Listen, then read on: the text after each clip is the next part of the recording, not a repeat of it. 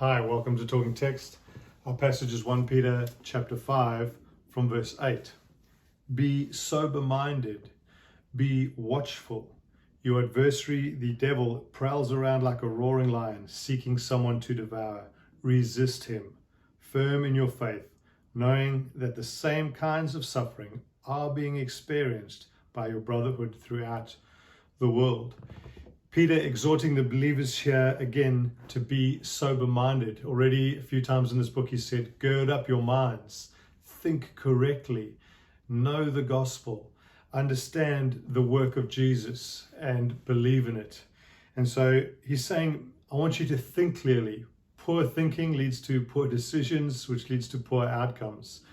But godly thinking leads to godly decisions, and which leads to godly outcomes. So be sober-minded, think clearly.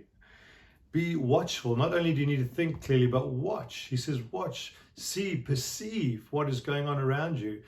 If something in your life is unraveling, take note and come back to clear thinking. Reassess what's happening in your life in light of the gospel. Am I living out this gospel? Am I putting Jesus first, others before me? Am I exalting in Jesus, loving him? Am I following his ways?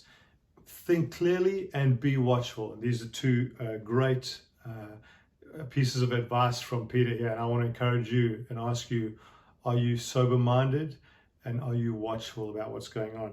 And he works it out a little bit. He says, because of course you're in a battle. There's persecution, suffering, and it's not all just physical and natural, but we have a spiritual adversary. He says the devil. He's out there like a roaring lion, seeking, looking for opportunity to rob, kill, and destroy, to devour, it says. And if you're not, I believe if you're not sober-minded and watchful, you can end up being devoured, either just by your circumstances or through the work of the devil. And so it says, be aware of this, and then it says, simply resist him. Resist him. Stand against his strategies. Firm in your faith, remaining firm in your view of Jesus, in your conviction of Jesus, your belief that Jesus is able and good to lead you through all things, through all suffering and through all hardships. Stand firm in your faith, knowing that this kind of thing is happening to many believers all around the world, knowing that you're not alone. You're not the only one. You're not the unique human to experience difficulty or suffering. He just comforts them with this knowledge that, yep, this is normal part of life on earth. There's an enemy trying to devour us, but remain sober-minded, remain watchful, and keep your faith and your eyes upon Jesus. I want to ask you, are you watchful? Are you sober-minded?